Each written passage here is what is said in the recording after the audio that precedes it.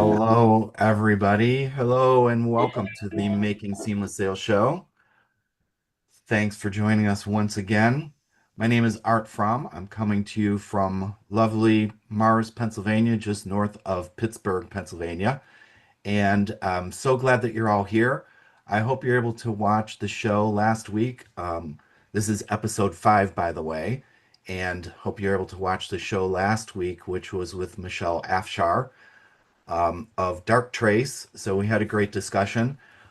This show actually is being pre recorded because I have a very special guest on who's based in India, and it would be very inconvenient for him to join us from India at 7 p.m. on Eastern Time. So we're going to get into that in a little bit. I'm really looking forward to having Anil Shah on, the CEO of CloudFronts. And we'll talk about the way that we worked together to develop the enterprise grade SOS for D365 app and all the things that are around that. Just so that everybody knows, if you are watching live of this show, feel free to put your comments in. We'll see those later. And then also, please make sure that you like, share, and subscribe. If you want to see the replay and maybe you're listening to a podcast and you want to see the video and everything, please go to my events page on teamsalesdevelopment.com and you can get all the details there. So, as I said, today Anil Shah is going to be joining us, and we're going to talk about the D365 app that he and his team helped not only develop for me, but also used a lot of the concepts in his business. So, it is a CRM embedded tool that supports the Sales Opportunity Snapshot methodology that Steve Bistritz and I discussed on episode 2 a few weeks ago. So this is somewhat tying it together. If you didn't see that episode, highly recommend you go back and take a look at it. Steve Bistritz, who's the owner and developer of the Sales Opportunity Snapshot, and that's where this app supports that methodology inside of the CRM system. And by the way, that's been in production use since 2017. So we'll touch on that. And Anil has so much more to share also regarding what he's seeing as trends in his own business working with clients as a data and AI partner for connecting systems and building future ready solutions.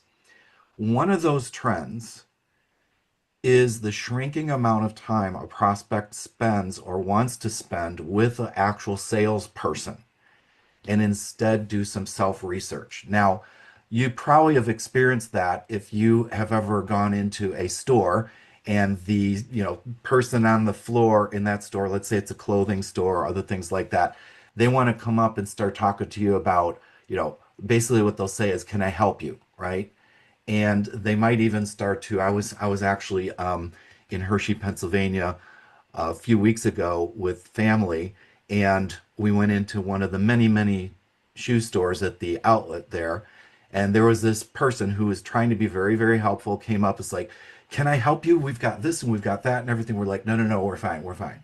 So I think this is part of the reason why people are shying away from trying to get involved with salespeople too soon. Sometimes sales is pushy. And I know in, maybe a business to consumer situation, such as a store that you walk into, they're just trying to be helpful. However, in other types of business to business environments, enterprise sales environments, the same thing is true. Unfortunately, the client, the prospect, the customer doesn't inherently trust the salesperson. It's just a reality. It's because of some experiences we've all had that might make us push away from that a little bit. So what happens is that now, especially in business to business, but I'll boil it down in even simpler than that. How many of you have ever wanted to buy a car or wanted to move to a new house or were researching an appliance or something else like that? We do tend to get online, right? Look things up, see what's available, compare prices, try to find out what the reviews are and all that. And I think that that's both good and bad. So I think it's good because now, with the entire internet and of course with AI, we do have the opportunity to get tons of, access to tons of information. Years ago, it was probably more like word of mouth, and then eventually some information started to appear over the last, whatever it's been now, 30 years, I guess, right? And slowly but surely, we've been getting more and more information. So that's good because it lets you search without that pressure of talking with a salesperson. On the other hand, it's bad potentially because we don't know what we don't know. So we've all heard the expression, the customer's always right. And what I like to think about with that is a little bit of a flip and say, we want to make the customer right.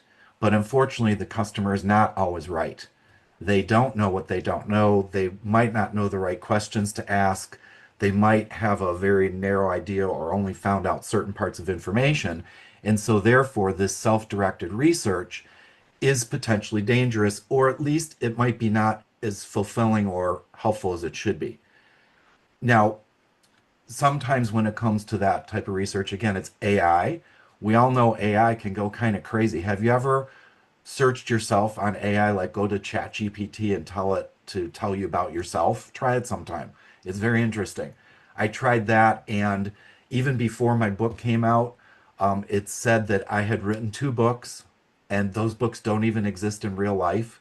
It knows that I was involved with sales transformation stuff, so it had said I had won some awards, and those awards didn't even exist. And I was like, wow, I'm doing pretty good for myself. And by the way, it wasn't mistaking me for somebody else. It thought it was me because I didn't find any references to that. So the caution is, and some of the danger is bad data and or AI that's not built correctly could be problematic. Now, as Anil will touch on when we talk after the commercial break in a little bit here, um, there's not only AI that you sort of self-serve like ChatGPT and you can ask it questions and all that, which is awesome, but be careful.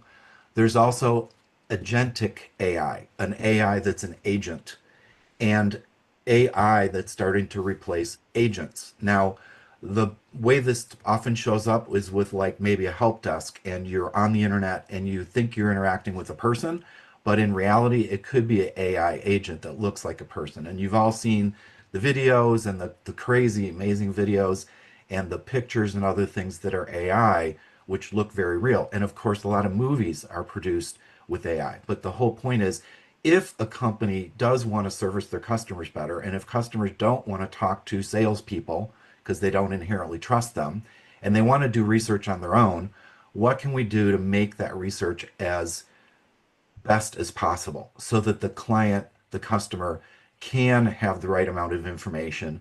And when we start interacting with them, we can help them to be right based on what they found out.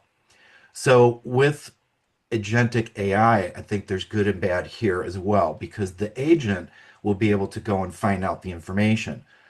Companies who want to sell their products and offer their services can train those agents to do essentially what an upfront salesperson might do. So, a sales development representative, a business development representative, some of the cold calling I know on LinkedIn, I'm constantly getting bombarded with, hey, we can help you market your book, and hey, we can help you land more speeches and all that stuff because they know that's the stuff I do. And I know for a fact that those are AI agents because a lot of them are very, well, yeah, they're probably AI. They're very generic. Now some are good and some are bad. So good is that there's a lot more available. It's 24/7. It would allow you if you have a sales team to free up the team to do other things potentially, or shift more of your resources to that point where the client does need to be engaged. And now you can make a richer experience of that. And certainly one of the big themes of this show and of my book is client success, right? It's all about helping the client be successful. So we could put a lot more effort into that.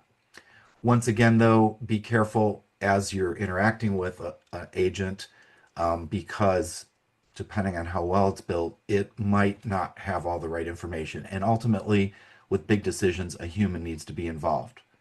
So, although we're not quite there yet, Anil Shah and others like him now, Anil has a company called CloudFronts, and they are leading the charge with both Microsoft Cloud solutions and also just recently, and congratulations goes out for becoming a Databricks partner as well.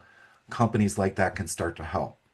Now, what does this mean? It means automated demo systems, even as we as customers are interacting with these systems, be aware that information is being gathered, and rightly so, because now if you're a salesperson and you know somebody has interacted with your agent or interacted with your automated demo system, and you can understand what that information is, it's super valuable when you then meet the customer face to face or through virtual technology like Zoom or whatever.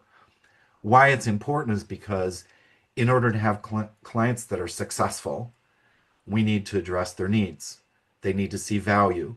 If they don't see value, they're not going to continue to buy from you.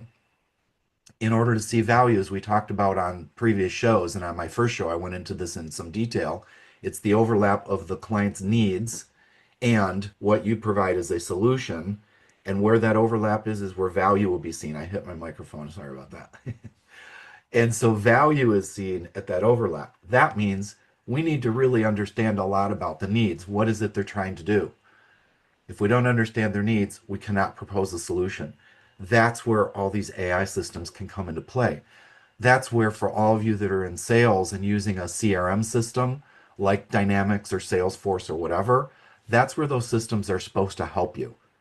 And Anil, as you'll hear, specializes in helping companies be able to give you a system that's going to be helpful. My methods are all about helping sales to sell. So now we have that information of what happened left in the sales process or the buying process, right? What did the buyer do prior to getting engaged with you? And then what is it that you can help them with based on what you found out? That can help you implement what they need and allow them to get a solution that's going to be of more value to them. So as we come up on the commercial break, I want you to be thinking about your situation. What have your experiences been like working with and trying to avoid a salesperson? And yet, what could these systems do to help you out with having a great experience when you do meet with the salesperson? Make sure you share with them what you've learned. And they should have the resources and information to get you started and then dig deeper with you on your real needs so that you can have a solution that will satisfy your outcomes. So when I was in that shoe store, although we're talking about a live person, but just as a sales situation, it would have been really helpful for that person to say, hey, tell me a little bit about what you do. What type of activities do you like? That's what the agent should be doing. An AI agent that's proper should be asking questions that are geared toward what your needs are so that you can find out and tell them the things that you actually need. All right, so we're going to go to a commercial break here. When we come back, we're going to meet Anil, and we'll talk more about this subject and dig into the app and other things regarding making seamless sales. So we'll see you back in a couple minutes. Are you a conscious co-creator? Are you on a quest to raise your vibration and your consciousness? I'm Sam Leibowitz, your conscious consultant, and on my show, The Conscious Consultant Hour, Awakening Humanity, we will touch upon all these topics and more. Listen live at our new time on Thursdays at 12 noon Eastern Time. That's The Conscious Consultant Hour, Awakening Humanity, Thursdays, 12 noon on talkradio.nyc. Are you a high-achieving, growth-oriented leader? Are you interested in developing your authentic leadership while creating a healthy, inclusive workplace? Hi, I'm Dr. Mira Brancu, host of The Hard Skills on talkradio.nyc at 5 p.m. Eastern on Tuesdays, where we discuss how leaders develop the hard skills needed to make a greater impact. We interview experts, have live coaching, and tackle these challenges. Listen to The Hard Skills on Tuesday at 5 p.m. Eastern on talkradio.nyc. Are you a purpose-driven individual looking for deeper healing, clarity, and growth? Welcome to the Expansion Room, a transformative space for purpose-driven individuals. I'm Siobhan Larice, host, licensed therapist, and coach. Join me every Wednesday at 5 p.m. Eastern Time on talkradio.nyc. You're listening to Talk Radio NYC. Uplift, educate, empower.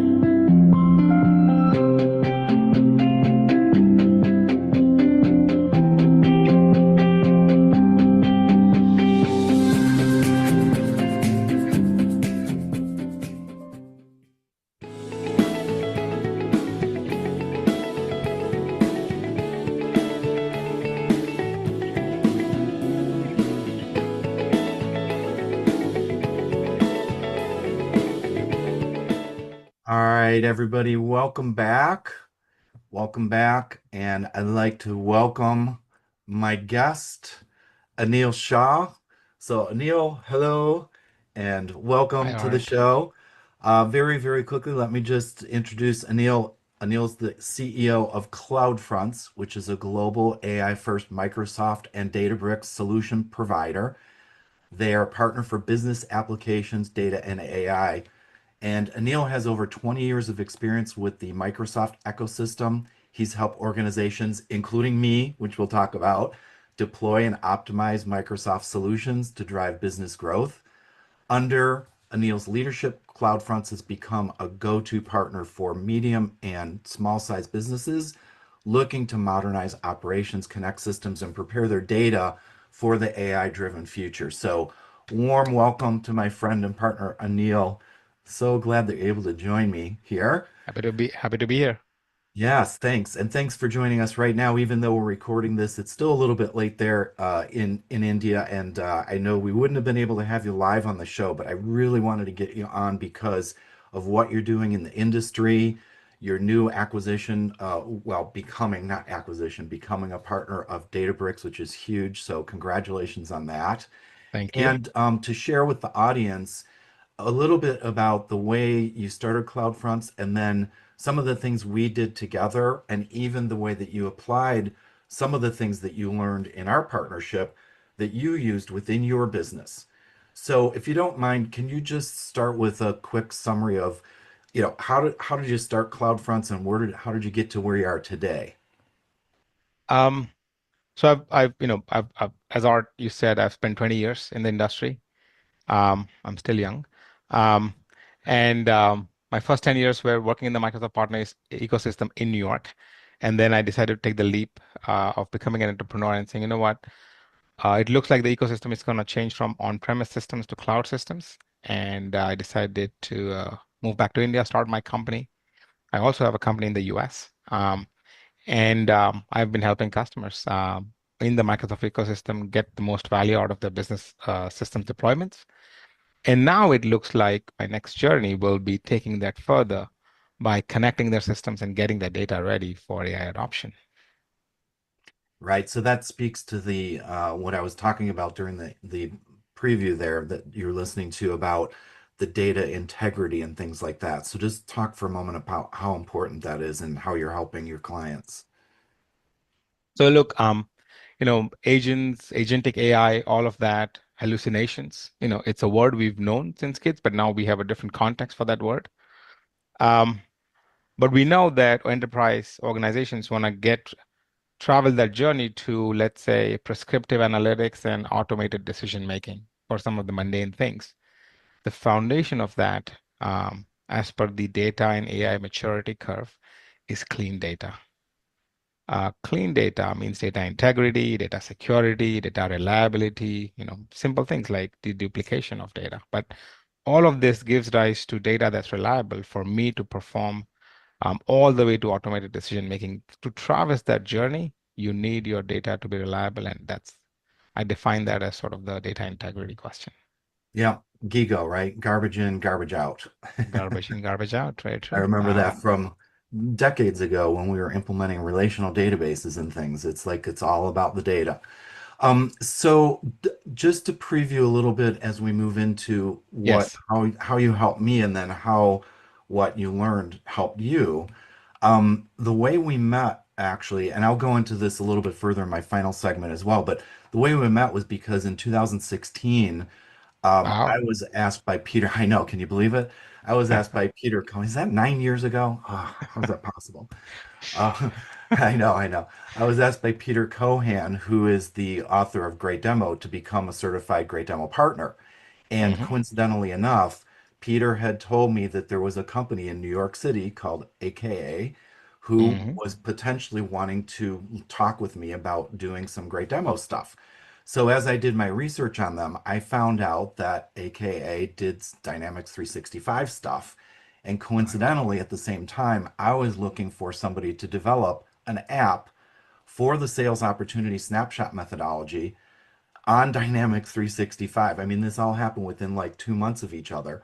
So instead of me, having potentially that company as a client, I wound up becoming your client. So what was the connection between you and AKA, and how did I wind up with you? And then we can talk more about the rest of the journey from there. Um, it's funny how things connect in life, the degrees of separation we have. But AKA was, I worked with AKA as my last job in New York City. I worked with them for many years. I kind of built out their CRM practice while Microsoft was transitioning from on-premise to cloud. Then I moved back, but I did keep in touch with them. I was still doing some projects with them. And then what happened is, I think when you reached out to them for app development, they said, you know what, Anil's company will be ideal for app development because this is one of their focus on dynamics, especially in the cloud. And that led to your introduction. And I guess the rest is history. Yes. So what Anil helped do was turn what used to be a Excel spreadsheet that implemented the SOS methodology that we talked with Yeah. Steve Bistritz about and put it inside the CRM system to allow salespeople to be in the CRM, to be using something that actually helped them to sell because SOS is a proven methodology, for whatever 12 years prior to that. And Hmm. then now the good news is the tool they were using was in the CRM so that it allowed them, and again, back to data integrity. It's real data, it's live data, it's objective data based on the methodology, and now it's embedded into the environment. So that's what the app did. Describe with everybody that's listening briefly what your process is around, what we went through and what you go through today with helping people implement AI that allows you to, achieve the results that we're able to get, and maybe some of those results that you get for your clients. What does that look like? Um, I'll go back a little bit around, this uh, sales SOS and great demo. They became the foundation of how I figured out how to put customer first and how to sell. And today, with let's say adoption of AI, customers don't want you to teach them a lot of stuff. It seems that people are doing their research and then coming to you, and so your first call is like maybe your fourth call otherwise in a traditional sales mindset. So Mhm. we're getting onto these first calls with a lot of cus knowledge from the customer side. It's just, it already happened in B2C sales where we all do our research from the phones we want to buy, for the laptops we want to buy at home, and then we go to the shop to finish that journey, or we might go to Amazon or something. But it's happening in B2B sales as well. So if they're coming for AI, they want that first call to be like that fourth or fifth call. So they want sales and pre-sales to be ready. They want us to have done their research. And so if we really know our stuff, then if we know our value prop, then we're getting on those calls ready with all of that information. And so it allows them to see if we can really help them. Otherwise, to be honest, might not get the second call. Yeah, exactly. So is there a very quick Mhm. example? I know you probably can't mention client name, but what's a use case sort of for how you help your clients and, finding out the requirements, and then what do they benefit out of the solutions that you're providing to them? So, we're deploying Microsoft Business Solutions. We are connecting systems and getting their data ready now. That's the new journey for AI. So these are the three parts of our journey. But up until now, up until AI, this was all deploying business solutions and connecting systems. The two main things we do for our customers. Now we have customers in mid-market, small customers, mid-market customers in manufacturing, services, financial services. And for all these customers, they want to implement their business solutions on top of the systems, whether it is sales, whether it's customer service, whether it is ERP, manufacturing, supply chain, and they want all of this data to talk to each other Mm, so that their people have the right information to do their jobs. You mentioned 2016 is when we met each other. I know a customer in 2016 who is still a customer today, so it's been a decade with them. When we were starting to implement some of the systems, literally their service manager would get a printout of the service order and walk over to the desk of the purchasing team, and then they would enter it in the ERP system. And today it's all connected. yeah. So they And can, so many customers probably had like many of those systems that they were looking around at and things like that. Yeah. they It, did, yeah. very difficult. And so when they do that, what types of benefits do they get out of it when you help them with implementing these systems? Number one is just efficiencies. If I have access to the data I need, you are in some other department, but I need the data from your department to come onto my department, then I don't have to wait to do my job. So the organization can move that much faster, whether it is when you receive a customer order or when you want to ship out something. These connected systems then allow them to get access to that info. And it is not dependent on some other person or some other team member who might not be there or who might be busy with something else. Allows your organization to move faster, allows your organization then to have these systems as the foundation of how they would then grow their enterprise, or if they have a change in manpower, they have a change in growth, they might, anything else they do, this becomes the foundation of that growth. Okay. And then you're helping to put the agentic AI potentially on top of parts of that. Is that right? So that conversations are starting now.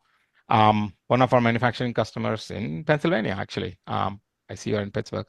One of our manufacturing customers has all of this, infrastructure in the cloud. All of their systems are connected. They have manufacturing operations in Pennsylvania, in UK, India, and China. Mid-market company. But today, because their systems are connected, they're talking to us about some of these agentic AI or AI use cases. For example, they want salespeople to talk to an agent, AI agent, and say, hey, what's the status of this particular purchase or sales order? And it would go into the system, check it, and then say, hey, by the way, it looks like the production is delayed, and it looks like the parts were not placed in order, the raw materials. So it looks like it's going to be delayed. Why don't you talk to the customer? Okay. And or it's when you're getting onto a sales cycle, it's actually telling you, hey, this order, typical timeframes are 30 days, but it looks like our production is behind schedule. It's going to take you 45 days, so don't commit to 30 days. Okay. So not And only using it for potentially serving information to a client through some demo automation or other type of systems which are using some of that, but then definitely inside to make inside the system. that Correct. agent becomes an agent to the salesperson to help them with what they're doing and Yeah. sort through the data, right? Instead of them trying to sort through it and see things they couldn't even see. Correct. And what we see happening, so this is sales. It can happen to, in my company, it happens to developers. So they have this agent next to them who can actually guide them on best practices. So it's your co-pilot, it's your agent next to you. So I can see how this would proliferate, and you, just like how we chat with each other, you might end up chatting with agents more than actually going inside the system and doing a lot of stuff. Got it. And Which is it's great. interesting you use the word co-pilot because that's what Microsoft calls it, right? The It took AI. me some time to figure out that co-pilot is the pilot next to the pilot. There you go. So as we get ready to come up to the commercial break, and after the break, we'll get into this a little more. For me, the result working with you, Anil, was an amazing and beautiful SOS for D365 app that completely mimicked and represented the same thing the sales teams that I'd been working Yeah. with have been doing the Excel spreadsheet. They were able to Yes. immediately go over, but now it's embedded in the CRM. And in fact, when you saw it, and we'll talk more about this after the break, you dubbed it the missing link of CRM. So maybe Yes. after the break, we can talk a little more about that because you, as I said, are helping companies with their sales, but you sell. And so what Yes. we'll dig into after the break is the way you use some of these methods to help you with the way you sold, and then Yes. even the 100%. tools and things like that. So we will be back in a couple minutes and we'll continue with our discussion with Anil Shah. All right. Talk to you in a minute. Misalignment within your sales team or with a client stalls deals and creates unnecessary friction for you and the client, resulting in up to 37% lower win rate. If you're in pre-sales, sales, sales management, or sales enablement, and you'd like to increase revenues, win rate, margins, client satisfaction, and stay competitive, this show is for you. Hi, I'm Art Fromm, host of the Making Seamless Sales show. Please join me live Thursdays at 7 p.m. Eastern on talkradio.nyc.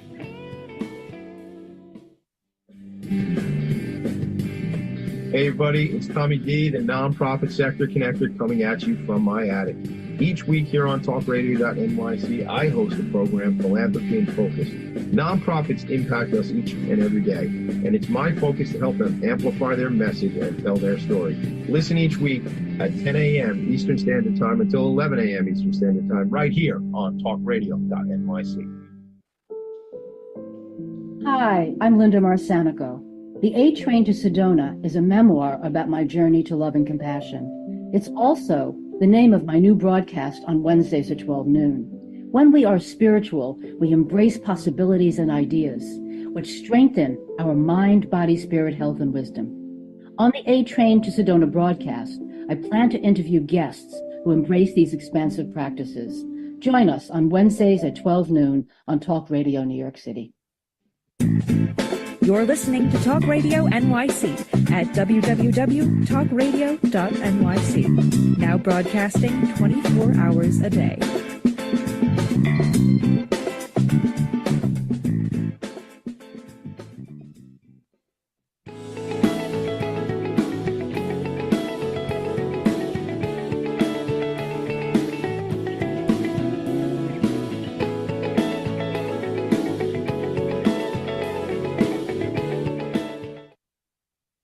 All right, everybody, welcome back. We're talking with Anil Shah of CloudFronts, who was instrumental in helping me to develop, well, they developed it for me, the app, which has now been in production since 2017 and utilizes and implements the Sales Opportunity Snapshot methodology.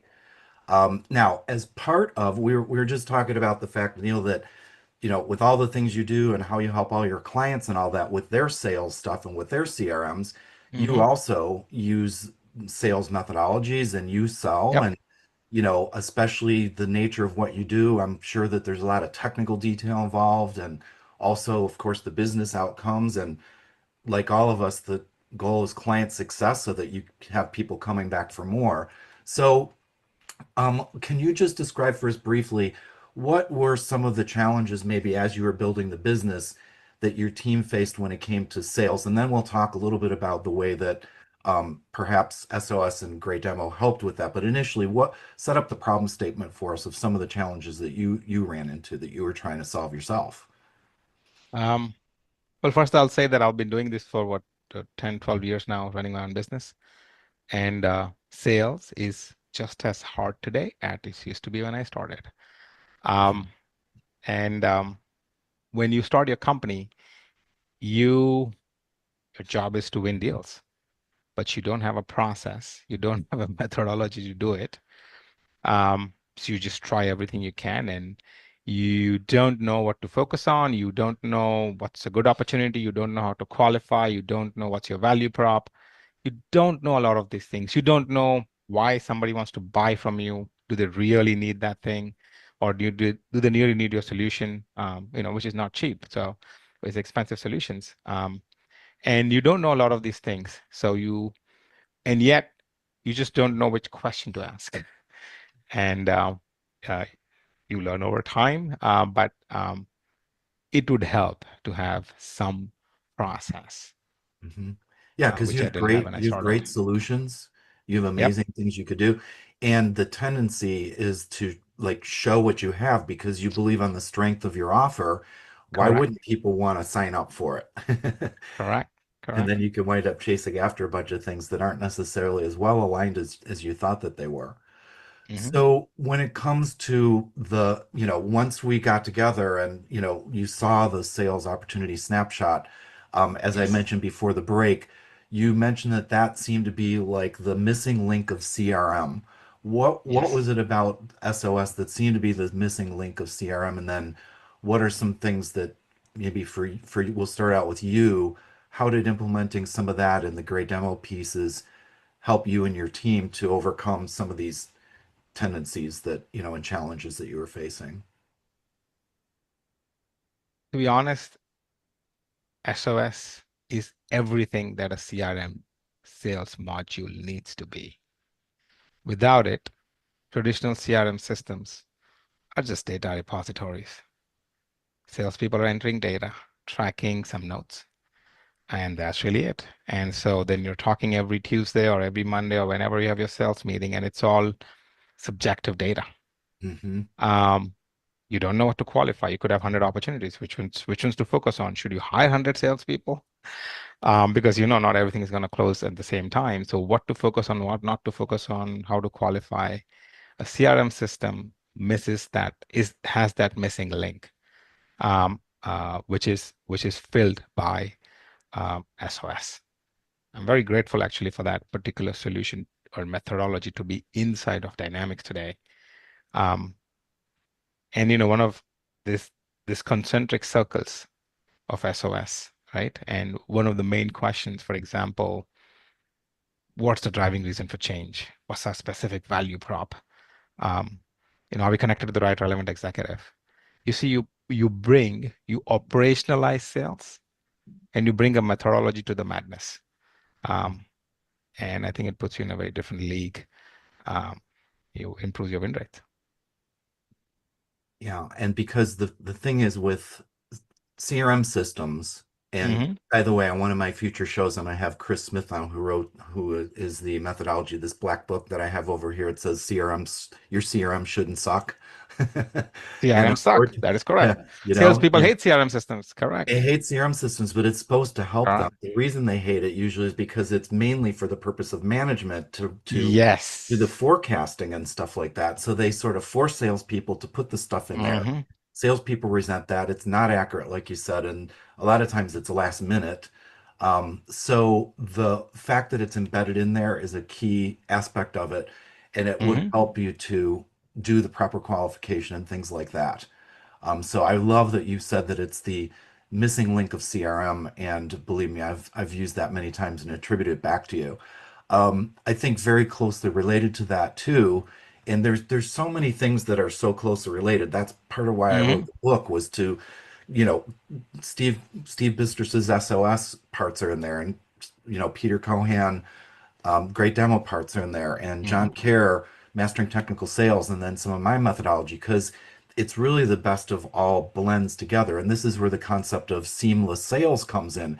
And you were one of the very first people, Anil, to confirm that the idea of the SE and the AM working together seamlessly and seamless sales. We talked about that when we met in Las Vegas in 19 or in yeah, 19 in Yes. 2018, not Correct. long after we met, and we went together and we presented together, and you said, yeah, That's seamless correct. sales.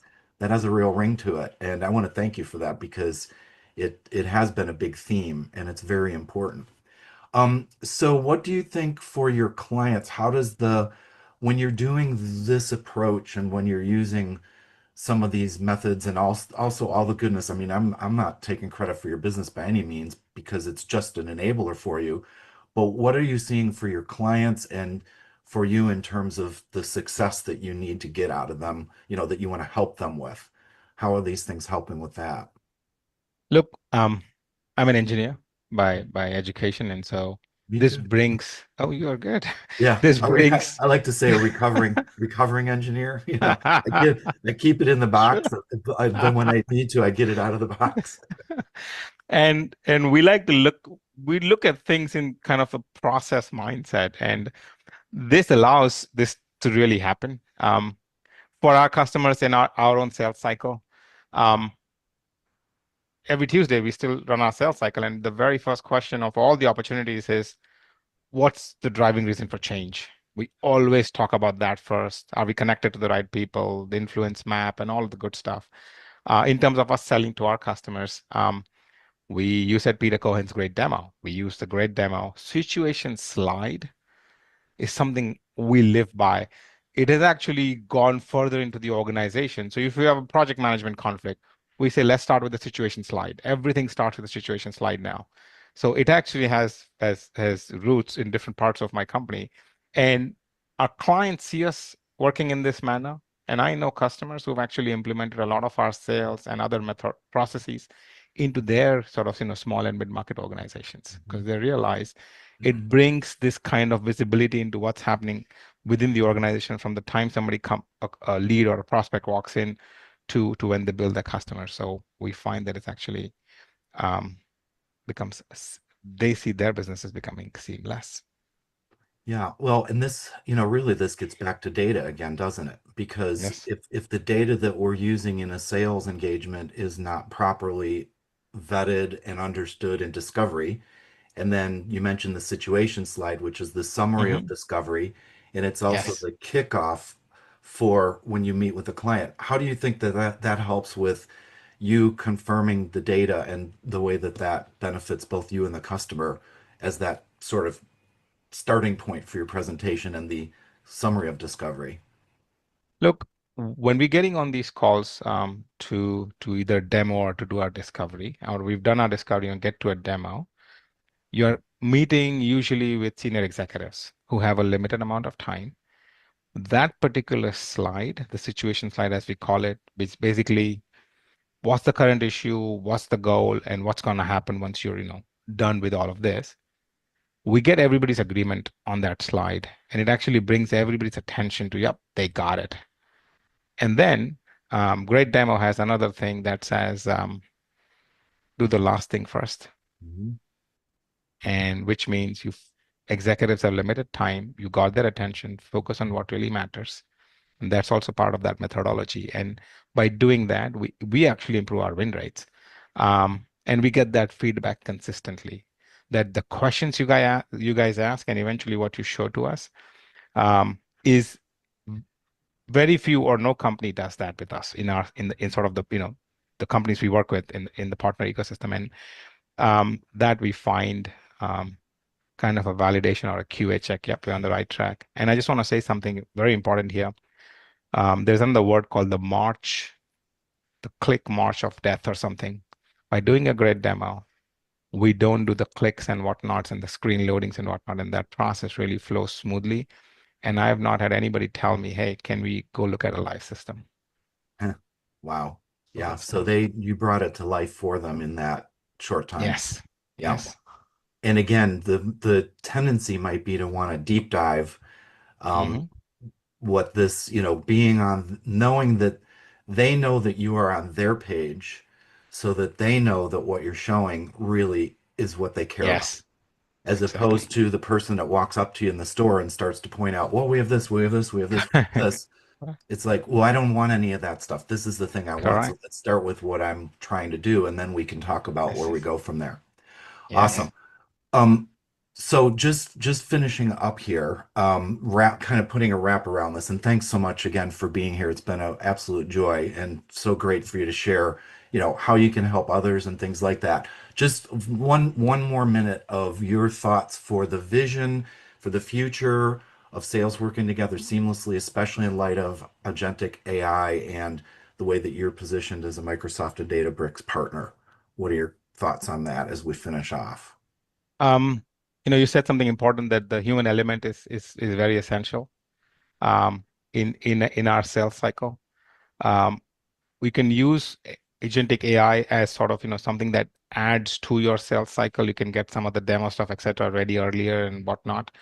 But you do need this methodology, and by having the sales and pre-sales work together, you get to that first conversation that the customer wants you to get to faster. They don't want you to waste time it seems there's a trend now. Customers don't want you to waste a lot of time doing discovery. They need you to know their industry. They need you to know some of the stuff that they want early on before you get on a call, which means aligning AE and the account manager and your pre-sales together, or maybe these roles merge, we never know, is going to be essential. And these tools help you stay with your win rates. Otherwise, you might see things keep dropping. Awesome. Well, thanks again. Really quickly, how can anybody contact you to learn more about your services? Definitely. You can, my company is CloudFronts, and you can reach out to me at aisha@cloudfronts.com or transform@cloudfronts.com, or go to our website, www.cloudfronts.com. All right. Thank you so much, Anil.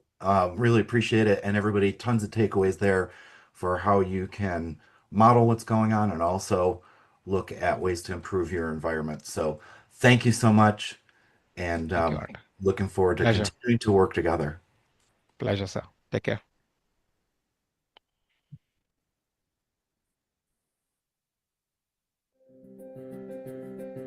On Frank About Health, we're not just talking healthcare. We're managing disruption and innovation. Over the last 4 years, I've taken you from epilepsy and COVID to mental health, caregiving, and now the front lines of healthcare transformation. Stay tuned for a healthier future as we bring on the innovators, professionals, storytellers, and advocates who show you how to own your healthcare every Thursday at 5 p.m. Eastern Time on talkradio.nyc.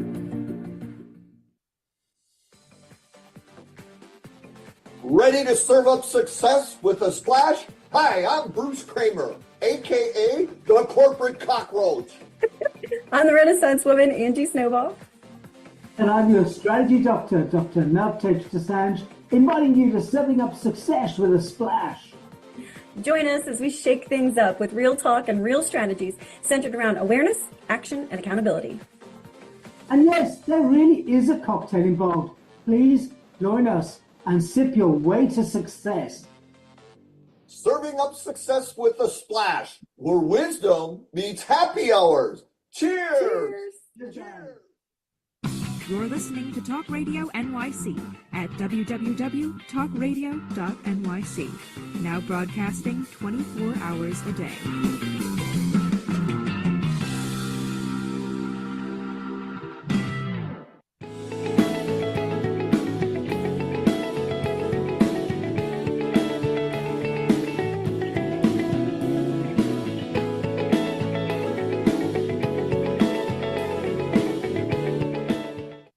All right, welcome back, everybody. So great to have Anil share with us the ways that he's helping with the next generation of development for sales teams, for organizations all across different verticals.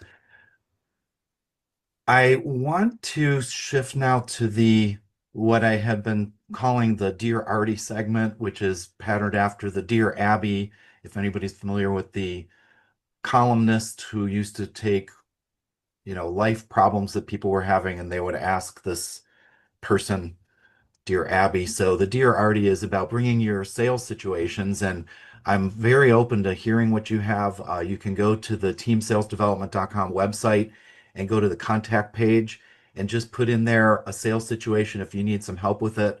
And I'd be glad to, of course, anonymously, if you so choose, cover that on a future show. Also, you can always reach out to me directly so that I can help you with situations that you're in. Today, I wanted to just pivot off of what Anil and I were talking about with the way that we met through the fact that initially I thought, where he used to work was going to be my great demo client. And then because I was looking for Dynamics 365 development, they pointed me to Anil, and then, starting in 2017, I was able to put this app into production. But I want to back up a little bit and tell you the situation leading up to the need for me to develop the app. But I think this is a case study in how to apply some of the concepts such as Sales Opportunity Snapshot and some of the great demo concepts as well. So what happened was that I had a longtime client who in 2015, so I had them as a client for 10 years already in 2015. And at that time, there was a wholesale management change from the CEO right through the VP of sales. And my main contact was the VP of sales, although previously I had, from the very beginning, contact with the CEO because he had really started the whole implementation. And the implementation was primarily all of the pieces of my consultative sales curriculum. So it was the Sales Opportunity Snapshot, selling to executives, and Steve and I talked about that a few shows ago on episode 2. Also, my customer buying process workshop and a financial selling workshop. So that was kind of the 4 things that they were going through for 10 years. And they knew that it improved their win rate by 16 points. And it initially, in the first 2 years, increased their bookings by 22%. So they knew it was a really, really strong system. And that's why they continued to engage me for 10 years, continuing to train their salespeople in all these different programs.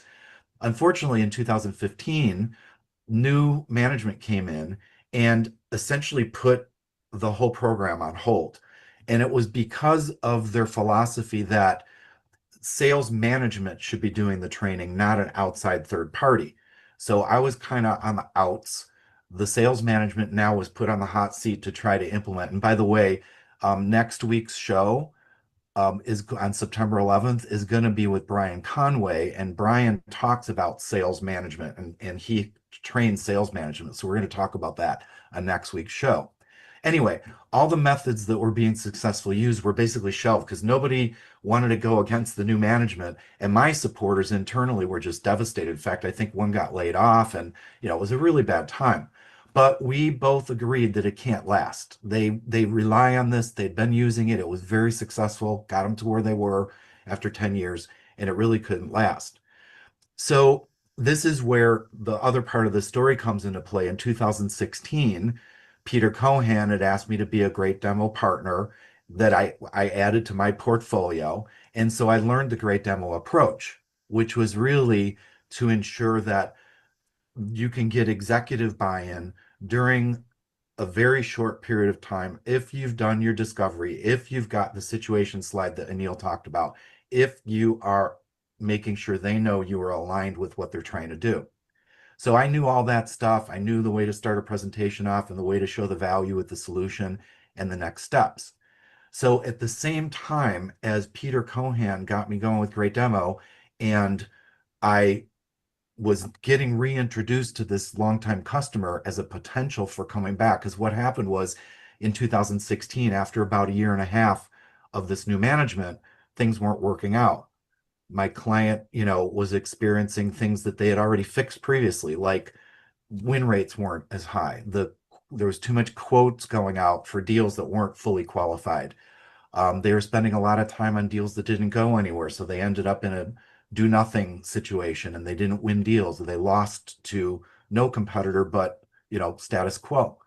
So my team started to contact me behind the scenes. Now, this is before I met Anil or anything, because I really didn't necessarily know that I needed that quite yet. But my team started contacting me and they told me that during the time that I had been away, my client had implemented Dynamics 365. So I thought, well, this is great because if I can get back in there and we can continue with SOS, which was using an Excel spreadsheet that was a standalone spreadsheet that looked wonderful, by the way. It looks exactly the same as the app. But that spreadsheet didn't allow me to stay engaged. It was independent information on different people's laptops. If I could implement a Dynamics 365 app and get SOS back in there again, then I think that'd be a winning combination for everybody. So I, did research with the team. They had gotten information from the management of what the issues were. We came up with a situation slide that outlined, as the VP of sales, you're trying to hit quota. The reasons you're not hitting quota is because unqualified deals, too many people are putting things through that shouldn't be, put through. There's not enough information about it. You're losing deals. And a lot of that is because of the fact that there's not really something that's being used that's inside the CRM system. The VP also wanted to make sure that their sales managers could understand where the deals were, and that wasn't, being used at the time. And then also they needed to do it quickly because he was really getting a lot of pressure due to a downward trend in their numbers. So I confluenced all this together, and literally the same time I was finding this out from my client about what the potential needs were, and they were going to set up a call with the VP of sales. At the same time, I started to have this potential of AKA as a client for Great Demo. So I don't remember the exact order what happened when, but suffice to say, I wound up with a 30-minute call that the team I had been working with in my client set up with this new VP of sales, which I had never met before. And I used the Great Demo methodology. Oh, by the way, it was 30 minutes, but he didn't, he showed up 15 minutes late. So now we're down to 15 minutes. We were on WebEx at the time because I was doing it virtual and we had issues with WebEx. So now I'm down to 10 minutes and I get the VP of sales on. We do some quick introductions. The team introduces me. And I started out with the situation slide that my support team, who I'd been working with for 10 years, helped me to create. And I said, here's what I understand you're doing. What I want to do is review what I hear that you're trying to do, some of the challenges, show you what I have in mind, and then if you like that, we can see how we proceed. He said, great, I'm really kind of desperate here to get something done. So I reviewed what I knew, took him through it. I covered all the points, and at the end of it, I asked him, is this, does this describe your situation? Is my understanding correct? And he said yes, and he said, I really want to dig in on this part right here where I have stuff in the CRM system that allows me to manage that, and the salespeople are really using the CRM system to the full capability, because he knew the CRM system by itself wasn't cutting it. So I said, great. I said, with that in mind, let me show you the solution. So what I had done is taken the Excel spreadsheet, the pictures of that, the graphical representations that are on there for SOS, and I showed it inside the CRM system in what would have been the opportunity management part of it. I explained to him exactly, the high level, here's going to help you qualify the deals. This is going to allow you to make sure that you're focused on things that are going to help you win. It's going to allow you to have your manager, since it's embedded in the CRM, to see the things and all that. I said it's going to allow you to increase your win rate, achieve your quota, and your morale and everything will go back up again, all the things he wanted to do. With that, I said, is this what you had in mind? And he said, yes, exactly. And now make it work with the team. Go work with the team and make it happen. And after a year and a half of being out of this client that I had for 10 years, I was back in again. That's when AKA and Anil came into the picture. I worked with Anil to create the app, put it inside the CRM, and they implemented it in 2017 to great success. That sales manager, who had essentially been part of the team that kicked me out a year and a half earlier, became my biggest supporter and really drove that very successfully. And I'm very humble and proud to say I still have that client to this day here as we're approaching, the end of 2005, or 2025, because I started with them in 2005. So the bottom line is using, the great demo methodology, implementing the SOS system in the CRM system allowed them to achieve their goals. And I couldn't have done it without Anil and without his team. And they made sure that they had a success for me. So now my client is once again seeing that win rate improvement, booking more deals. And I've actually had 2 spin-off clients since then that the SOS tool is being used by them as well. So all that thanks to CloudFronts. So big shout out to Steve Bistritz with SOS, Peter Cohan with great demo, Anil and the team at CloudFronts.